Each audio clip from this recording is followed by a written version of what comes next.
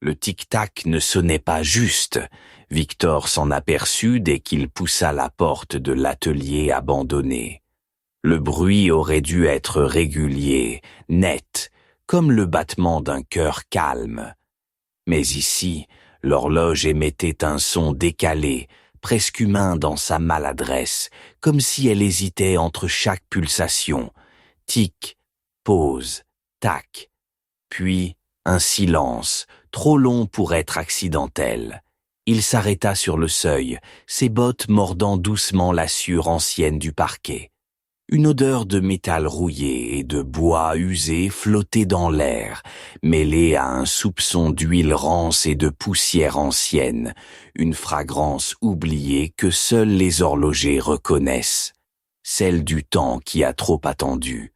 L'horloge se dressait au fond de la pièce, haute et noire, ses boiseries marquées de fissures comme une peau trop vieille pour encore contenir ce qu'elle renferme. Le cadran, pourtant intact, semblait flou, comme s'il oscillait doucement, imperceptiblement, au rythme de quelque chose d'autre que les heures. Victor avança, ses doigts tremblant à peine. Cela faisait 3 jours qu'il avait reçu la lettre. Pas de signature, juste une écriture fine et penchée. L'horloge vous attend. Elle ralentit. Vous seul pouvez la réparer. L'adresse, illisible à demi, avait suffi. Il connaissait ce lieu. C'était ici qu'il avait échoué. C'était ici que Léonie avait cessé de respirer, il y a 7 ans. Il posa sa mallette sur l'établi sans un mot. Ses mains, méthodiques, ouvrirent les charnières, exposant les outils d'horloger alignés, comme des instruments chirurgicaux. L'odeur de métal ancien semblait se resserrer autour de lui à mesure qu'il approchait. Il recula un instant, le souffle court, puis se força à tendre la main vers la porte vitrée de l'horloge. Le bois était tiède. Il écarquilla les yeux. Impossible. Le feu n'avait pas été allumé depuis des années. Pourtant, la surface semblait pulser d'une chaleur douce, organique presque. Il hésita, puis ouvrit. À l'intérieur, le mécanisme était intact, mais quelque chose clochait. Les rouages, bien qu'immobiles à l'œil nu, semblaient vibrer, comme si leur immobilité était feinte. Le balancier oscillait, mais au ralenti, chaque mouvement prenant une éternité, comme si le temps lui-même s'était englué dans les entrailles de la machine. Un frisson lui remonta l'échine. Il se pencha pour écouter. Tic, tac. Il resta figé. Il n'y avait pas seulement un ralentissement, il y avait un écart, une dissonance, un souffle entre les pulsations, comme si quelque chose s'intercalait entre les battements du temps. Un bruit derrière lui, ou peut-être seulement une impression. Il se retourna vivement, les yeux fouillant l'ombre. Rien. La pièce était vide, mais l'air semblait plus dense, le plafond plus bas. Ou bien était-ce une illusion? Il observa la cloison de droite. Les poutres paraissaient plus épaisses, plus proches. Il cligna des yeux. Non, c'était impossible. L'espace ne pouvait pas rétrécir. Il secoua la tête, s'efforça de se concentrer. Il prit une pince, resserra un écrou, ajusta un ressort. Chaque geste était plus lent que le précédent, comme si ses doigts devenaient paresseux, engourdis. Il leva les yeux vers la fenêtre. La lumière extérieure avait changé. Il ne savait dire si le jour se levait ou déclinait. Le ciel était devenu d'un gris uniforme, sans nuance, comme une toile mal tendue. Le tic-tac continua. Tic, tac. Puis, entre 2 battements, un soupir. Léger, féminin. Victor se figea. Il tourna lentement la tête. Rien. Mais quelque chose persistait dans l'air. Une odeur. Pas celle du métal. Autre chose. Un parfum. Léonie portait toujours cette lavande mêlée de violette, une fragrance douce et tenace. Il ferma les yeux. C'était là. Il le sentait. Elle était là. « Léonie » murmura-t-il, à peine. Pas de réponse. Mais le balancier ralentit encore, comme s'il retenait son souffle. Il se leva d'un bond, vacilla. Le sol n'était plus droit. Il penchait subtilement, comme si la maison entière glissait vers quelque chose. Il se rattrapa à l'établi. La pièce paraissait plus étroite encore. Les murs se refermaient. Où était celui qui devenait plus grand, plus lourd? Il se sentit vieillir d'un coup, ses genoux douloureux, son dos voûté. Il se regarda dans le miroir terni au-dessus de l'établi. Le reflet cligna. Mais il ne l'avait pas fait. Il recula, haletant. Dans le miroir, l'atelier était vide, à l'exception de l'horloge, et d'une silhouette floue, debout juste à côté. Il se retourna. Vide. Il revint au miroir. La silhouette avait disparu. Il se pencha sur le mécanisme. Des vis s'étaient desserrées. Pourtant, il les avait fixées. Il en était certain. Ou pas. Un doute se glissa dans son esprit. Avait-il vraiment commencé la réparation? Ou l'avait-il seulement imaginé? Le temps qui s'étiolait brouillait sa mémoire. Il ne savait plus depuis combien de temps il était ici. 1 heure? Une journée? Une semaine? Une larme coula lentement sur la vitre de l'horloge. Une larme ou une perle de condensation. Il tendit la main. Le verre était froid. Il recula. Tic, tac, puis... Pourquoi? Victor se figea. Une voix, faible, venue de l'intérieur de l'horloge. Il approcha l'oreille. Rien. Puis, plus fort. Pourquoi m'as-tu laissé? Il chancela. Son cœur battait trop vite, ou trop lentement. Il ne savait plus. L'air vibrait autour de lui comme une corde tendue. Il ouvrit en grand la porte de l'horloge, et la vit. Léonie, à genoux, les yeux clos, comme endormie, dans l'espace minuscule du mécanisme, trop petit pour contenir un corps humain. Son visage était intact, paisible, ses mains posées sur sa poitrine. Elle semblait attendre. Sa peau était de cire, ou de souvenir. Victor tomba à genoux. Je n'ai pas pu, je n'ai pas su. Elle n'ouvrit pas les yeux. Mais le balancier s'arrêta. Et tout à coup, il comprit. L'horloge ne ralentissait pas le temps. Elle le volait. Chaque seconde arrachée à lui s'ajoutait à celle qu'elle n'avait jamais eue. Chaque tic était un battement qu'il ne vivrait pas. Chaque tac, une respiration qu'elle reprenait. Il se sentit vidé. Il toucha son propre poignet. Plus de pouls. Il leva les yeux. Dans le miroir, il n'y avait plus qu'elle, debout, devant l'horloge, vivante. Et lui, rien. Il se retourna.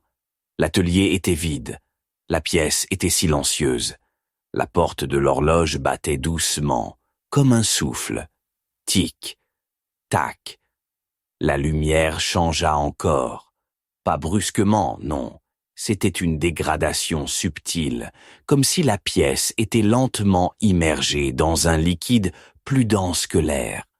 Les contours des objets flottaient, leurs ombres se dédoublant, se superposant avec un décalage inquiétant.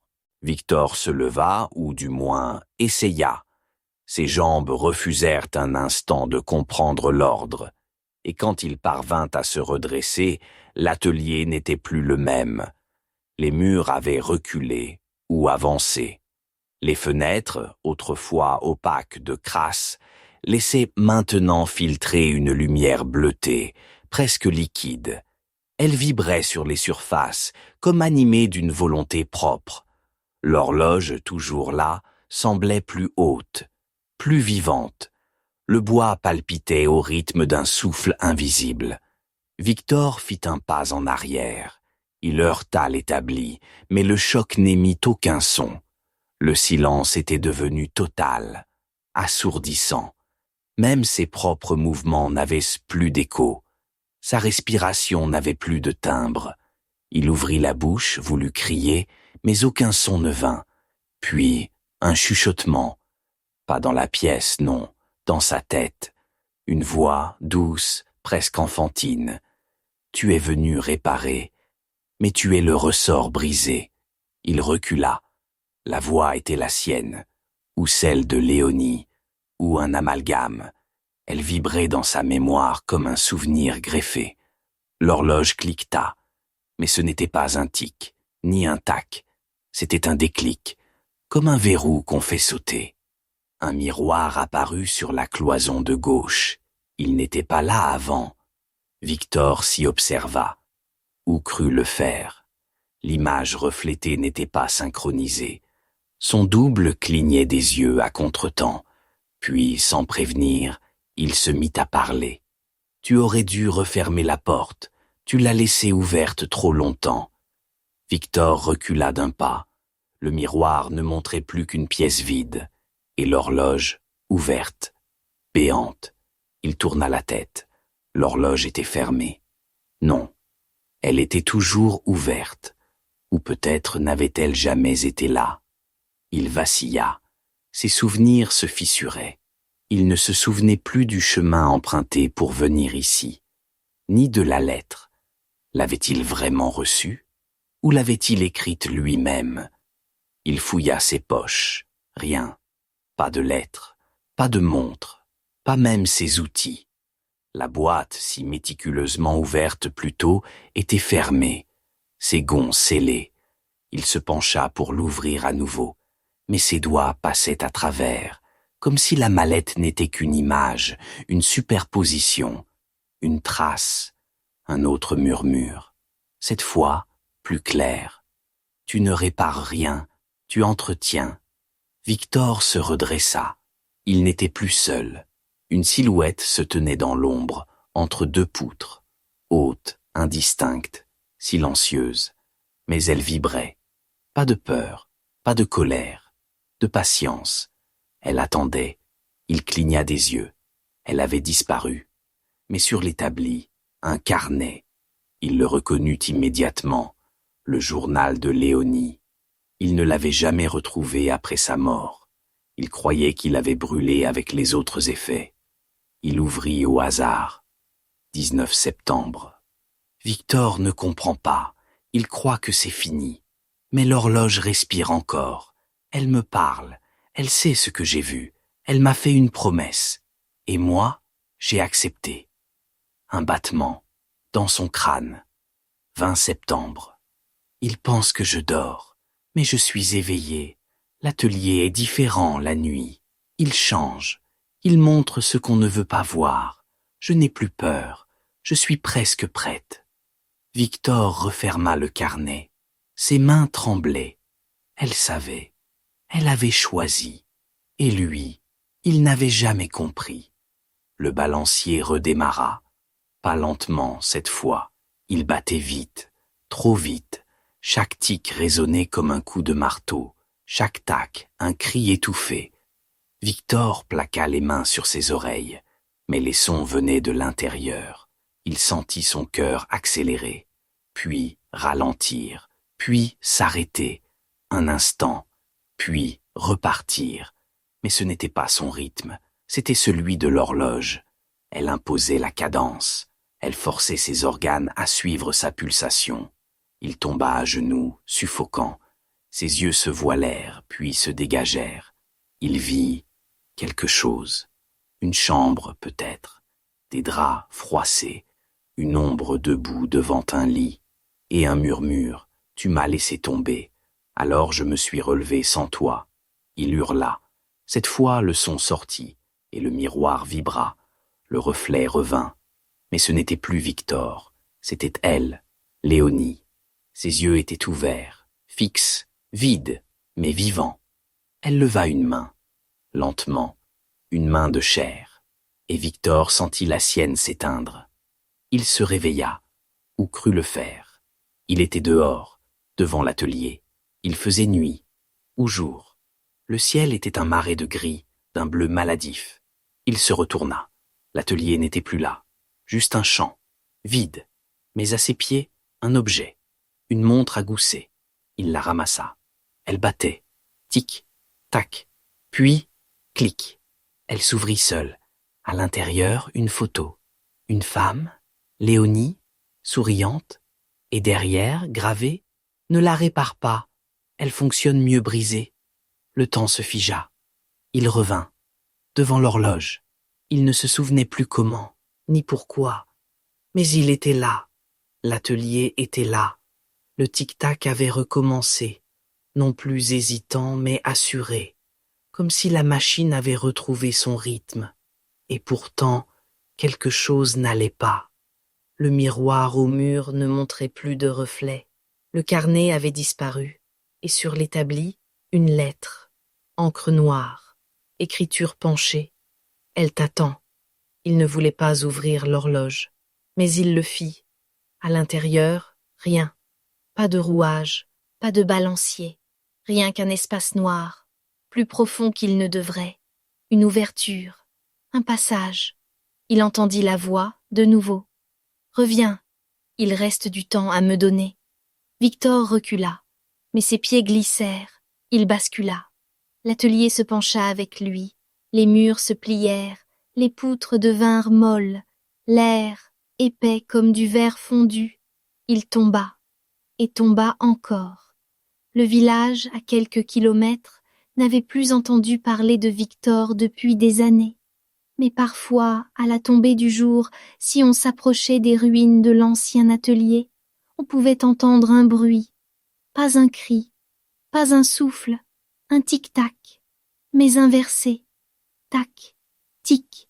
Et certains disaient que, si vous regardiez assez longtemps dans un miroir à cette heure précise, vous pouviez voir un homme, ou ce qu'il en restait, essayant encore d'ouvrir une porte qui n'existait plus.